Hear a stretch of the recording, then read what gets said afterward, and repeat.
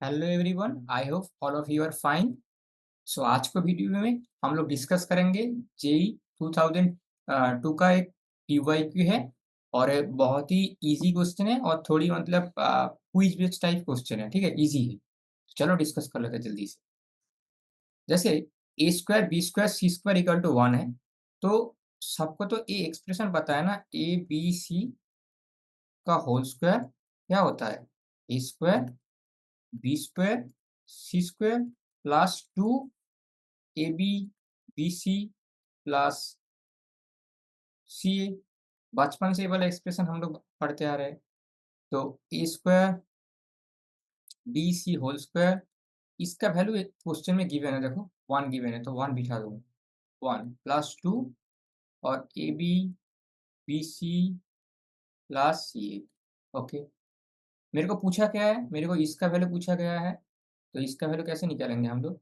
इसका वैल्यू निकालेंगे A B plus B C plus C A equal to क्या आएगा?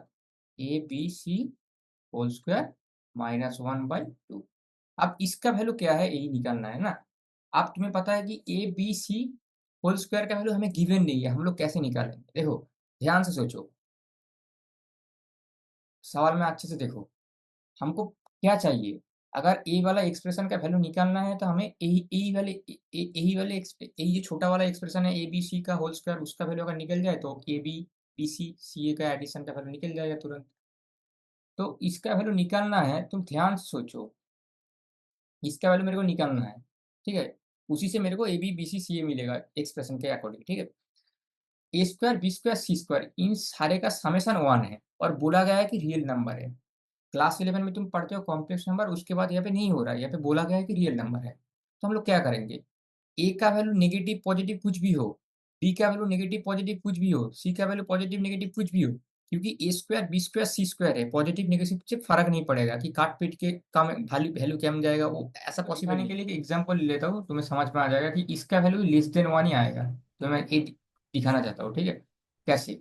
तुम ए का वैल्यू पॉजिटिव नेगेटिव कुछ भी हो सकता है, मान लो मैं -1/2 ले लिया। बी का वैल्यू पॉजिटिव नेगेटिव कुछ भी हो सकता है तो +1/2 ले लिया। सी का वैल्यू मान लो मैंने फिर से +1/2 ले लिया।